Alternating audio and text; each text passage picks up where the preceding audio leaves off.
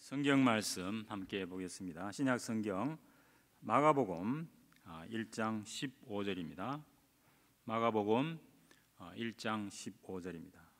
53년입니다.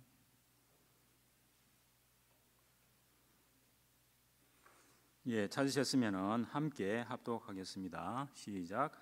이르시되 때가 찼고 하나님의 나라가 가까이 왔으니 회개하고 복음을 믿으라 하시더라. 아멘.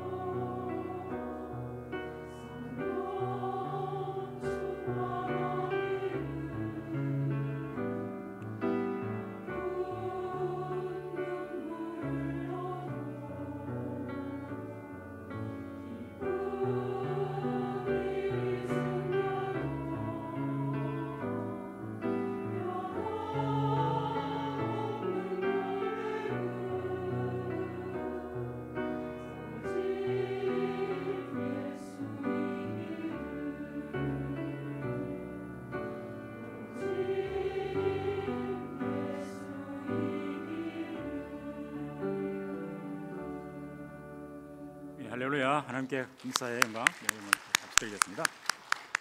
감사합니다. 좋은 찬양 감사드립니다.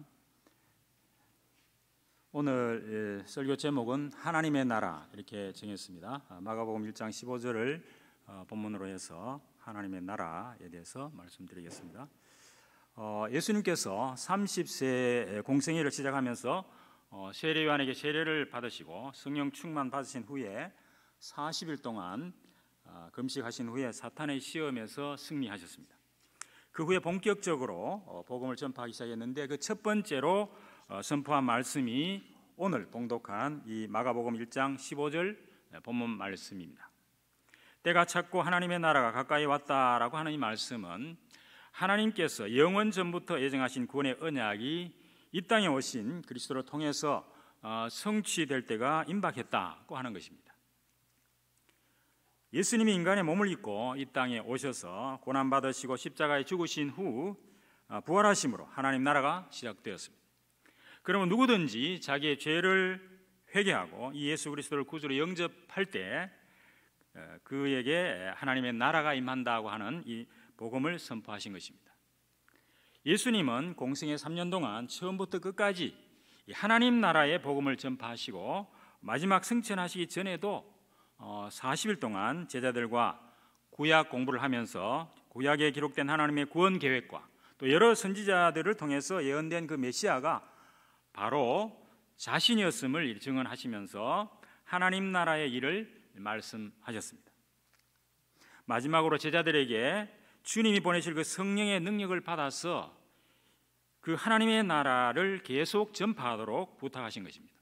그래서 사도행전에 기록된 그 제자들의 선교 사역의 핵심 메시지도 역시 예수 그리스도와 하나님의 나라였습니다.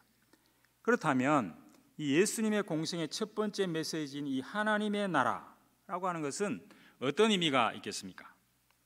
우리 흔히 한국 교회의 성도들은 하나님 나라를 두 가지로 오해하는 것 같습니다. 하나님 나라는 심령천국, 즉 마음의 평안 비슷한 것으로 생각하거나 예수 믿고 살다가 나중에 죽어서 천당 가게 된다 이렇게 생각하는 경향이 있습니다. 예수님은 그렇게 가르치지 않았습니다. 그 하나님의 나라가 단지 죽어서 가는 천당이라고 생각하는 것은 큰 착각이다 하는 겁니다. 우리 다락방 핵심 메시지에서도 예수 그리스도, 하나님의 나라, 성령 충만을 강조합니다. 그래서 지난달 수요예배 때 제가 성령 충만에 대해서 말씀을 드렸습니다. 오늘은 예수님이 말씀하신 하나님 나라에 대해서 그 의미와 하나님 나라 백성이 해야 될 일이 무엇인지 말씀을 통해서 하나님 주신 은혜를 함께 나누기를 원합니다. 큰 첫 번째로 하나님의 나라의 그 참된 의미가 무엇인가 이 부분을 우리가 살펴보도록 하겠습니다. 하나님 나라는 예수님의 초림으로 이미 시작된 하나님의 나라와 예수님의 재림으로 완성될 아직 이루어지지 않은 미래의 하나님 나라로 구분할 수가 있습니다. 먼저 이미 시작된 하나님 나라에 대해서 살펴보겠습니다. 구약 성경에는 아담 하와의 그 범죄 후에 창세기 3장 15절에 인류의 구원 언약을 주시고 그 구원 계획을 성취하기 위해서 하나님께서 이 아브라함을 택하시고 그 아브라함의 후손들인 그 이스라엘을 제사장의 나라로 삼으셨습니다. 출애굽기 19장 5절 6절에 보면 세계가 다 내게 속하였으니 너희가 내 말을 잘 듣고 내 언약을 지키면 너희는 모든 민족 중에서 내 소유가 되겠고 너희가 내게 대하여 제사장 나라가 되며 거룩한 백성이 되리라. 너는 이 말을 이스라엘 자손에게 전할지니라. 이렇게 모세에게 말씀하셨습니다. 이 구약의 제사장의 나라는 아브라함의 후손으로 선택받은 그 유대 민족이 성막과 성전 중심으로 모든 백성이 유월절, 오순절, 수장절의 그 세 절기를 지키며 제사장은 유월절 어린 양으로 오실 그 메시아를 상징하는 짐승의 피로 제사를 드림으로써 하나님의 죄사함과 구원을 선포했습니다. 또한 그 성전에는 그 이방인의 뜰이 조성됨으로써 유대 민족뿐만 아니라 모든 민족에게 이 구원의 축복을 주시기 위한 하나님의 뜻을 분명히 나타내셨습니다.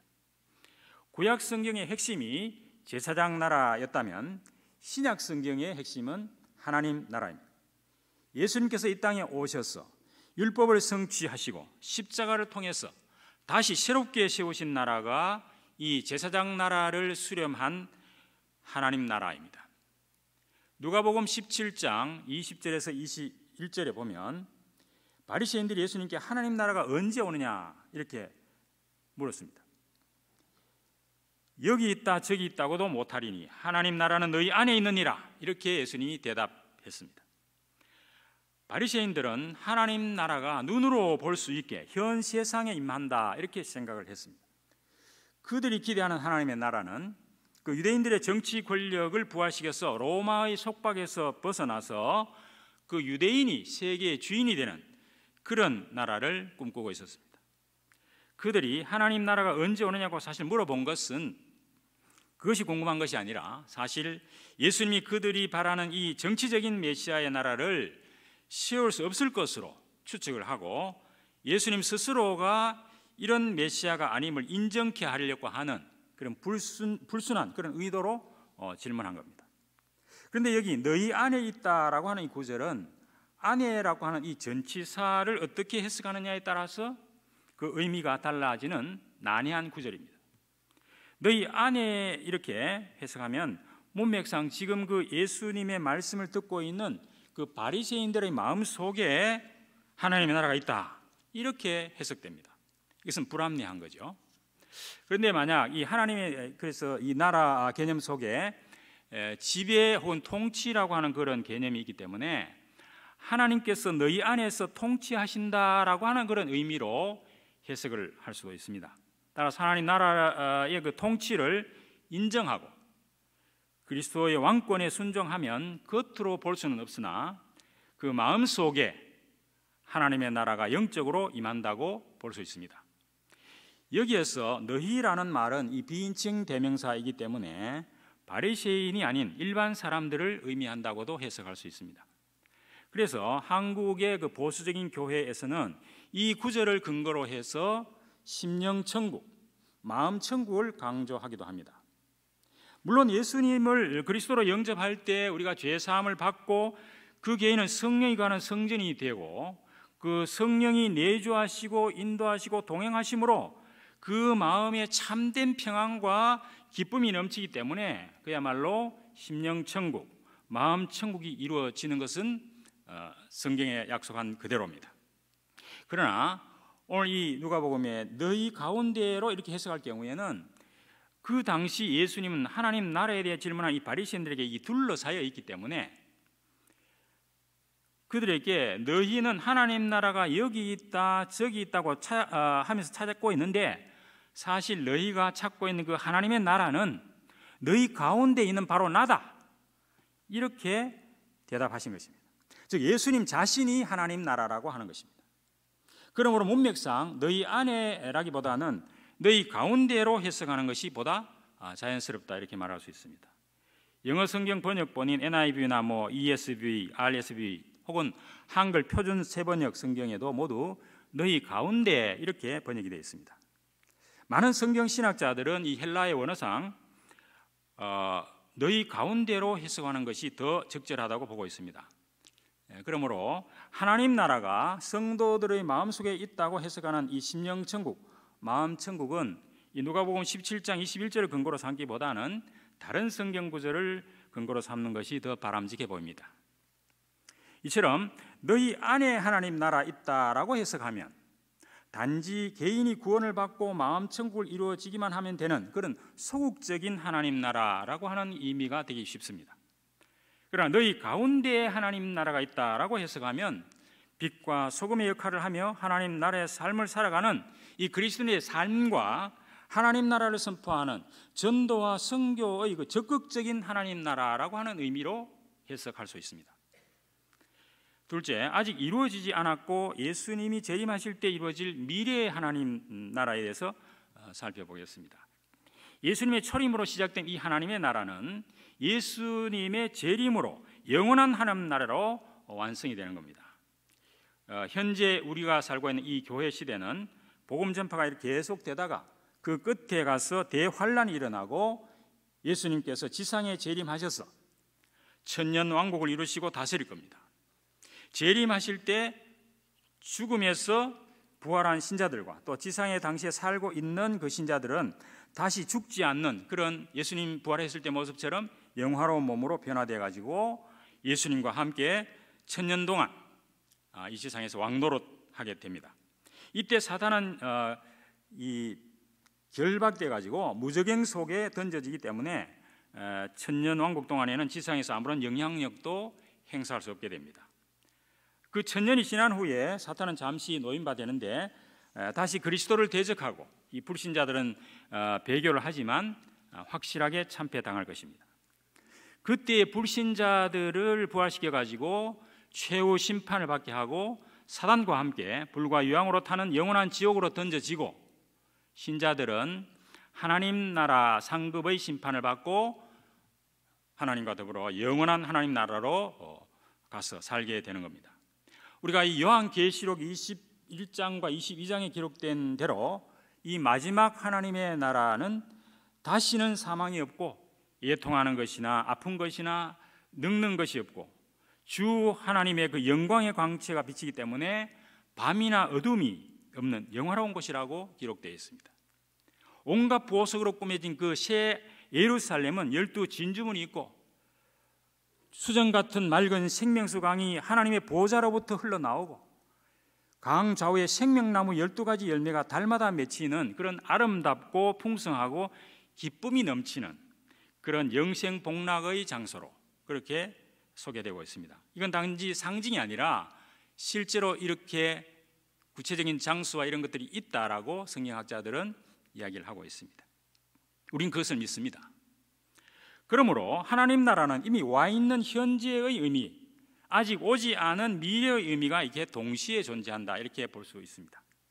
초대교회 성도들은 이미와 이 아직의 긴장 속에서 내일이라도 예수 그리스도가 재림할 것처럼 절박한 심정으로 복음을 전하며 주님의 재림을 고대했습니다. 그렇다면 우리 세 번째로 이 하나님의 나라는 어떤 특징이 있습니까?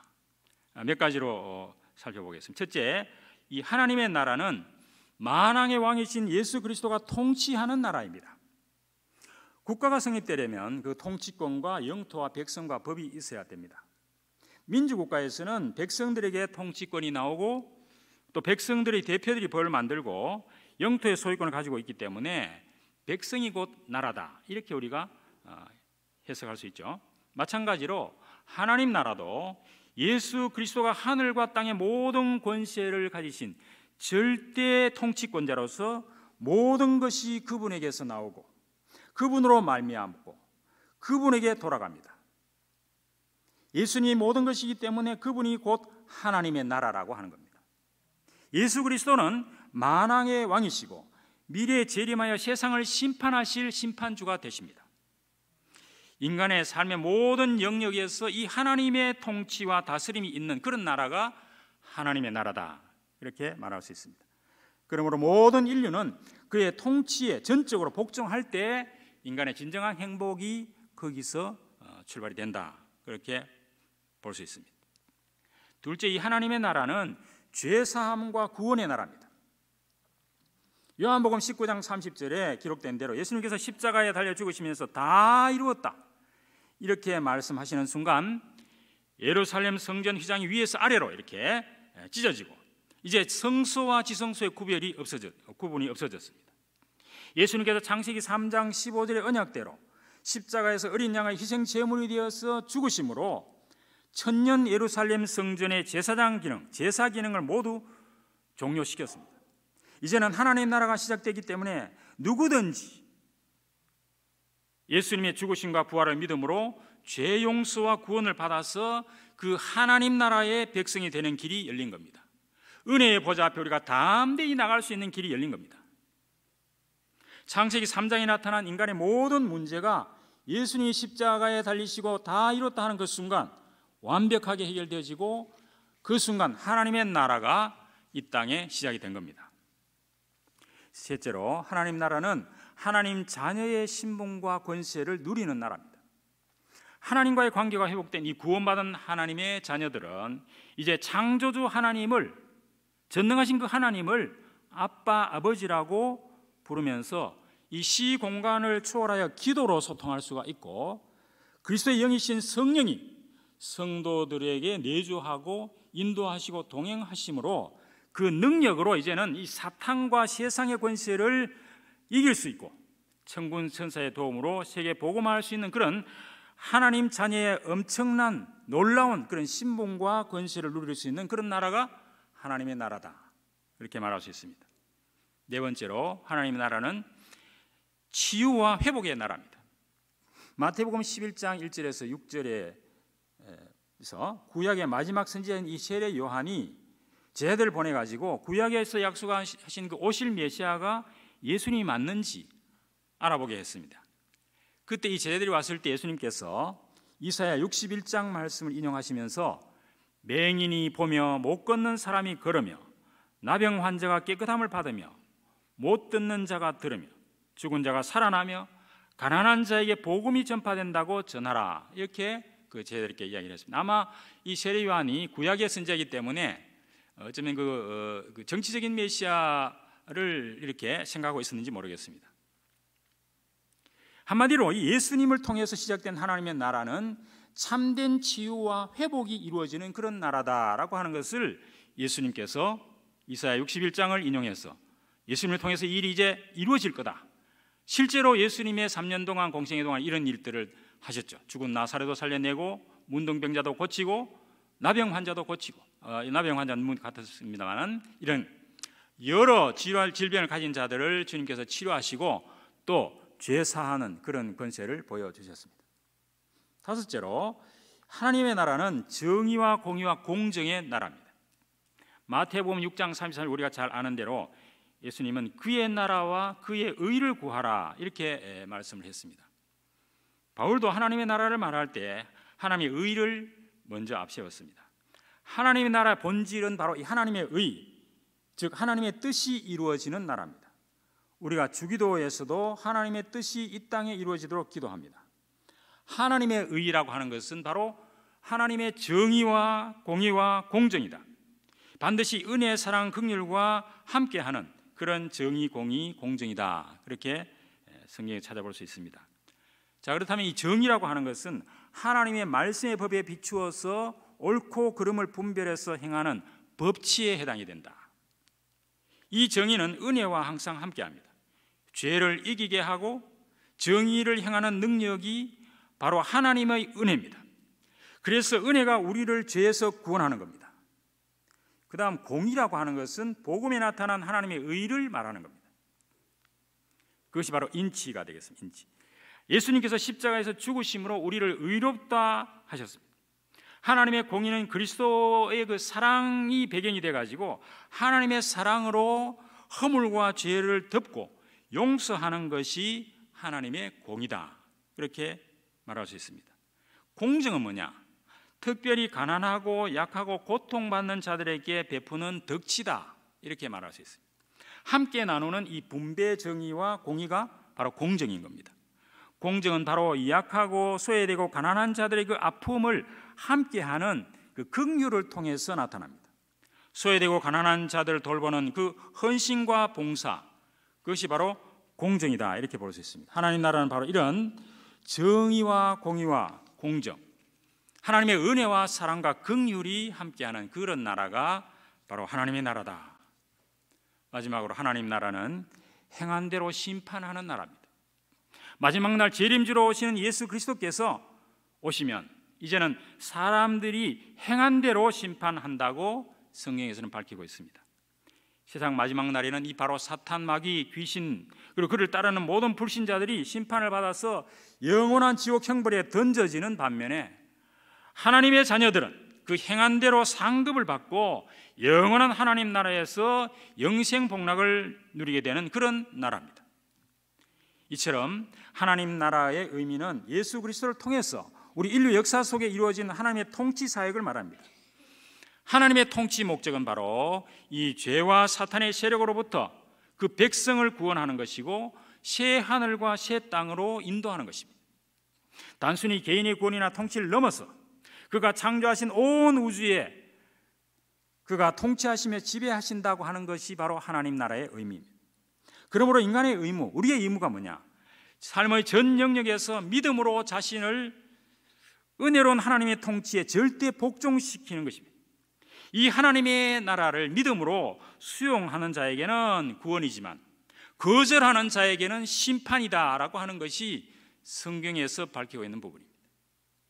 우리 큰 두 번째로, 그렇다면 하나님 나라 백성된 우리, 이제는 그 하나님의 나라를 소유한 백성된 우리는 이 하나님 나라를 위해서 무엇을 할 것인가 하는 겁니다. 첫 번째로 이 예수님이 시작하신 하나님 나라의 복음을 당연히 세상에 선포해야 하는 겁니다. 베드로전서 2장 9절 우리가 잘 아는 말씀, 그러나 너희는 택하신 족속이요 왕 같은 제사장들이요 거룩한 나라요 그의 소유가 된 백성이니 이는 너희를 어두운 데서 불러내어 그의 기이한 빛에 들어가게 하신 이의 아름다운 덕을 선포하게 하려 하십니다. 이 아름다운 덕을 선포한다는 것은 바로 복음 선포를 이야기하죠. 이처럼 우리가 하나님의 소유가 된 백성인 우리들은 그 존재 이유가 딱 한 가지, 세상 사람들에게 이 하나님 나라의 복음을 선포하는 것이 우리 믿는 성도들의 가장 큰, 유일한 그런 사명이다, 이렇게 성경에서는 밝히고 있습니다. 지금 이 지구촌에 살아가는 약 79억 정도의 인구, 237개 나라, 이제 은행 업무가 가능한 나라가 237개 나라로 그렇게 이야기를 합니다. 그리고 아직 한 번도 복음을 듣지 못하고 있는 그런 5,000개의 미전도 종족의 그 빈 곳을 찾아서 제자와 후대를 세우고 치유하며 이 복음을 땅끝까지 전할 때에 마지막 하나님의 나라가 이 땅에 임할 겁니다. 우리가 앞에서 살펴본 대로 하나님 나라는 하나님의 주권적인 통치, 죄사함과 구원, 하나님 자녀 신분과 권세를 누림, 치유와 회복, 정의와 공의와 공정, 그리고 심판이 이루어지는 나라인데, 이 예수 그리스도를 영접할 때 이처럼 놀라운 은혜와 축복을 누릴 수 있다고 하는 것을 세상 사람들에게 분명하게 선포해야 된다고 하는 겁니다. 우리가 흔히 이야기할 때 예수 믿고 구원받고 천국 가십시오, 심판에 대해서는 이야기 안 합니다. 그렇기 때문에.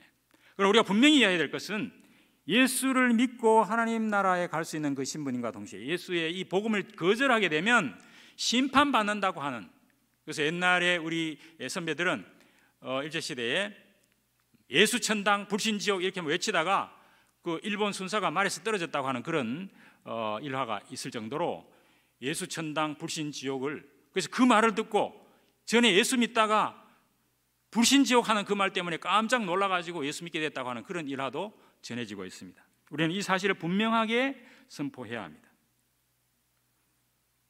앞에서 살펴본 대로 이 하나님 나라, 바로 이런 부분들을 우리가 잘 말씀을 해야 되겠습니다.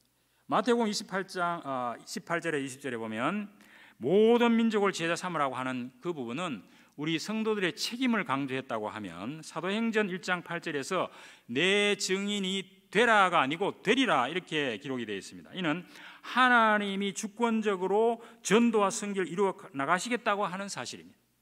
그리스도인은 하나님이 일하시는 그 복음 전파의 흐름에 올라타서 동참하기만 하면 된다. 그 역사 가운데 들어가기 싫으면은 이것을 거절해도 되지만, 그러면 하나님 일하시는 흐름 밖에 있는 사람이 될 수밖에 없습니다. 사도행전에 기록된 선교의 역사를 보면 하나님은 세상의 위협과 핍박을 통해서도, 세상의 시스템을 통해서도, 세상의 권력자들을 통해서도 주권적으로 일하시는 것을 볼 수가 있습니다. 핍박 때문에 흩어진 안디옥 성도들이 이방인에게 전도하는 길이 열렸고, 바울은 로마 시민권을 이용해서 로마로 가는 길을 열었고, 그리고 벨릭스나 베스도나 아그리파 왕 같은 그 로마의 권력자들을, 그들의 그 성실함, 부패까지도 하나님은 이용해서 세계 복음화를 이루어 나갔다고 하는 것을 우리가 사도행전을 통해서 확인할 수 있습니다.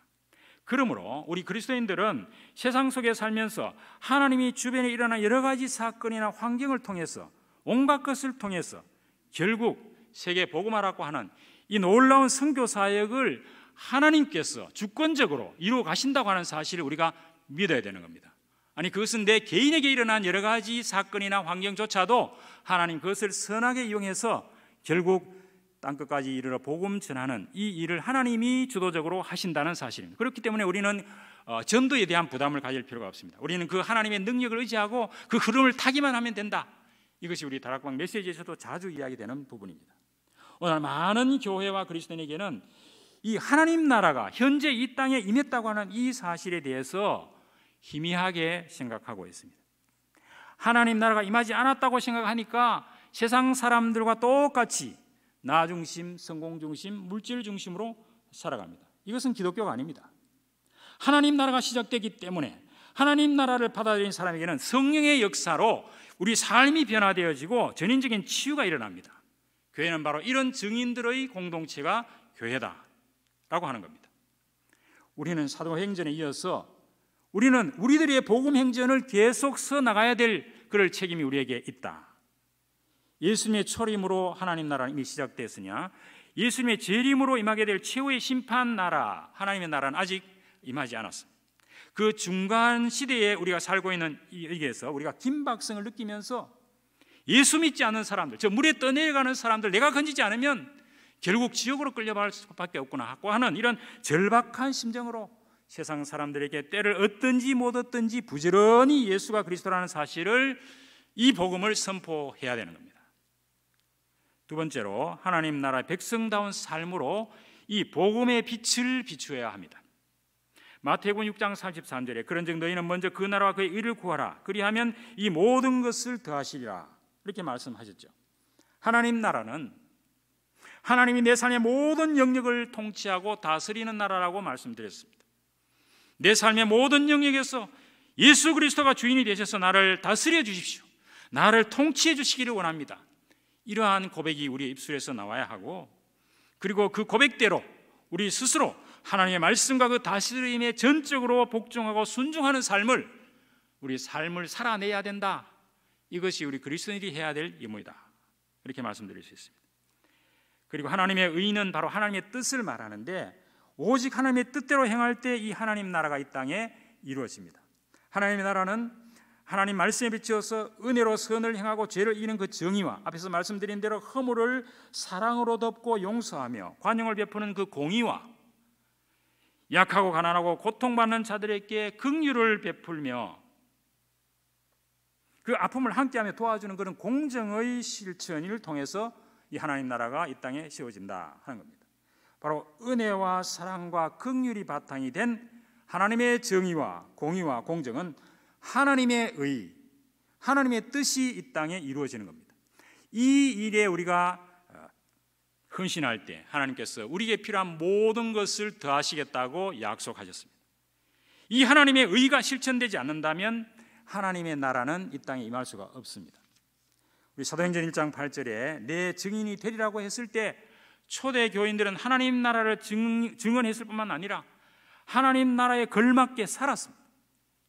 죽었다가 부활하신 예수님이 갑자기 하늘로 사라져버렸는데 세상 사람들은 그것을 믿기란 참 어렵습니다. 이 믿기 어려운 사실을 증인들의 삶 때문에 세상 사람들이 믿기 시작한 겁니다. 죽은 사람이 살아났다고 말로만 전하면 아무도 믿을 수가 없습니다. 인류 역사에 그 일이 딱 한 번 일어났기 때문에 그렇습니다. 도저히 말도 안 되고 믿을 수 없는 이 부활의 이야기를 2000년 동안 믿어온 역사가 바로 우리 기독교의 역사다, 그렇게 이야기하셨습니다. 우리가 어떻게 믿게 되었습니까? 그리스도의 증인들이 증언한 복음에 걸맞게 구별된 하나님 나라의 삶을 살아낸 덕분에 그 믿음이 오늘 여기까지 흘러왔다, 그렇게 우리가 말할 수 있습니다. 예수 부활을 목격한 그 베드로와 바울과 초대교회 성도들의 그 사도행전에 나타난 놀라운 삶의 변화를 우리가 그 증거로 삼을 수가 있습니다. 그뿐입니까?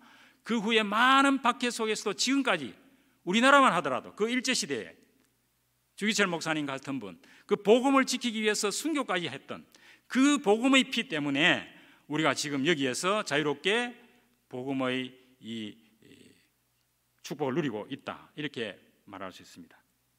하나님의 나라가 우리 가운데, 이 세상 가운데 있다고 믿을 때 이 신앙생활은 교회 안이 아니라 세상 속에서 하는 겁니다. 우리의 신앙생활은 축구 선수가 필드에 나가서 뛰는 것처럼 우리끼리 모여서 이 안에서 그냥 있는 게 아니라 세상 전도 현장으로 나가서 이 말로 복음을 전할 뿐만 아니라 복음적인 삶의 실천으로 하나님 나라를 증거해야 됩니다. 예수님이 제자들의 발을 씻겨주셨듯이 우리는 세상 사람들을 그리스도의 사랑으로 정성을 다해서 그들을 섬기며 헌신하고 봉사해야 합니다. 성도들은 예수 그리스도와 함께 모든 것을 이미 다 받았기 때문에 당당하게 이웃을 섬기는 종로릇을 할 수 있다. 이것이 세계 복음화의 방법이다. 이게 바로 이번 주 강단 말씀을 통해서 주신 말씀이죠.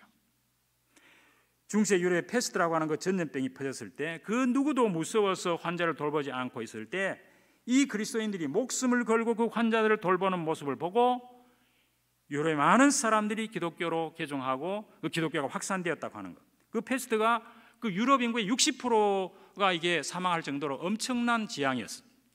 거기에 우리 그리스도인들이 바로 그런 사람들을 그리스도의 사랑으로 돕고 헌신했다고 하는 사실은 바로 이 복음의 삶을 살았다, 증인의 삶을 살았다, 이렇게 우리가 이야기를 할 수 있겠습니다. 그와 비슷한 일이 지금 이 코로나 사태, 이 팬데믹 현상이 지속되고 있습니다. 과연 한국 교회 성도들이 그런 그 패스트 당시의 그리스도인들처럼 그런 헌신적인 돌봄을 우리가 정말 실천하고 있는지, 세상 사람들이 그리스도인을 볼 때 야, 정말 교회와 성도들이 정말 대단하구나, 저분들 속에 예수 그리스도가 있구나, 이런 것을 그분들이 고백할 수 있는지 우리 스스로 깊이 한번 성찰해 봐야 되지 않겠나, 저는 그런 생각이 듭니다. 세상 사람들은 성경을 보는 것이 아니고 생활 가운데서 성령의 능력으로 하나님의 은혜와 사랑과 긍휼이 바탕이 된 이 정의와 공의와 공정을 실천하는 그리스도인들의 변화된 모습, 선빙과 헌신의 행동을 보면서 그 속에서 그리스도를 발견하게 되는 겁니다. 참된 믿음은 그리스도의 빛을 비추는 행동으로 나타나게 되어 있습니다. 말씀을 맺겠습니다. 인류를 구원하기 위해서 하나님의 구원 계획을 창세기 3장 15절에서 분명하게 나타내셨습니다. 이 구원 계획을 성취하기 위해서 아브라함을 택하시고 그 후손 유대민족을 제사장 나라로 삼으시고 오실 메시아를 기다리며 희생 제사를 통해서 죄 사함 받는 길을 미리 보여주셨습니다. 그러나 예수 그리스도가 이 땅에 오셔서 그가 직접 희생 제물이 되셔서 십자가에서 죽으시고 부활하심으로 그 구약의 제사장 나라를 대신해 새로운 하나님 나라를 시작하신 겁니다. 이미 시작된 하나님 나라는 하나님의 주권적 통치, 죄사함과 구원, 치유와 회복, 정의와 공의와 공정이 있는 나라입니다. 그러나 마지막 하나님 나라는 하나님의 심판을 통해서 불신자에게 영원한 지옥 형벌, 신자에게는 영원한 천국이 예비되는 그런 나라입니다. 그러므로 내 한 사람만 이 땅에서 심령 천국 누리다가 마지막 날 겨우 내 한 사람만 하나님 나라에 가는 그런 것이 아니라 아직도 예수 그리스도를 알지 못하고 각자 자기 소견대로 행하는 이 땅의 수많은 우리 밖의 양들, 잃어버린 주님의 양들을 찾기 위해서 우리가 초대교회 성도들처럼 그런 절박한 심정과 애타는 마음으로 이 죄사함과 구원과 치유와 회복, 심판의 하나님 나라를 담대하게 우리가 선포해야 되겠습니다. 그리고 내 자신이 먼저 하나님의 절대 주권적 이 다스림과 통치에 전적으로 복종하면서 하나님의 의가 드러나도록 하나님의 은혜와 사랑과 긍휼이 바탕이 된 정의와 공의와 공정이 강같이 흐르는 그런 하나님 나라가 이 땅에 임하도록 그리스도의 빛과 소금의 사명을 감당하며 주님의 재림을 기다려야 되겠습니다. 그런데 과연 주님 재림을 우리가 간절히 고대하기나 합니까? 어떤 의미에서 우리가 실제로 그리스도의 재림을 어느 정도 기다리느냐, 그 기다림의 정도가 현재 나의 영적 상태가 아니겠나, 그런 생각을 하게 됩니다. 아무쪼록 우리 모든 하나교회 성도님들께서는 항상 복음에서 시작하고 마치는 그런 삶으로, 이번 주 강단 말씀처럼 항상 복음으로부터, 복음에서 출발하고 복음으로 마치는 그런 삶으로 이 땅에서 하나님 나라의 풍성한 삶을 누릴 뿐만 아니라 237 나라의 하나님 나라의 복음을 전하다가 주님의 재림과 더불어 마지막 하나님 나라가 임할 때 마라나타, 주 예수여 어서 오시옵소서, 이렇게 이 말을 외치면서 재림의 주님을 기쁨으로 맞이하면서 그 새하늘과 새 땅에서 주님과 함께 영원 복락을 누리는 그런 우리 하나교회 모든 성도님이 되기를 진심으로 주님의 이름으로 축복합니다. 기도드리겠습니다. 하나님 감사합니다. 이 하나님의 나라에 대해서 오늘 이렇게 말씀을 통해서 살펴봤습니다. 정말 우리가 예수가 그리스도라는 이 사실을 절박함과 애통한 심정으로 복음을 증거할 뿐만 아니라 우리가 그러한 하나님 나라를 사는 백성의 삶을 살아갈 수 있도록, 우리의 삶의 모습을 보고 예수가 그리스도의 심을 저들이 깨달을 수 있도록 우리를 사용하여 주시기를 간절히 빌고 원합니다. 우리에게 성령으로 충만케 하셔서 예수가 그리스도라고 선포하며 그 삶을 살아가는 저희들이 되게 하여 주시고, 아직 남아있는 마지막 그 하나님의 나라가 임할 때 마라나타 주 예수여 오시옵소서. 우리가 반갑게 예수 그리스도를 맞이하여 그 영원한 천국에서 영생 복락 누릴 수 있는 저희들이 될 수 있도록 주께서 우리 모든 성도들을 축복하여 주시옵소서. 살아계신 예수 그리스도의 이름으로 기도하옵나이다. 아멘. 예수 그리스도의 십자가 부활로 하나님 나라가 시작되고 앞으로 영원한 하나님 나라를 준비하신 그 예수 그리스도의 은혜와 하나님의 극진하신 사랑하심과 성령님의 내주인도의 역사 충만하심이 이 하나님 나라를 고대하며 예수가 그리스도의 짐을 선포하기를 원하며 영원한 천국 보좌에 들어가기를 원하는 우리 모든 성도들 머리 위에 지금부터 영원토록 항상 함께 있을지어다. 아멘.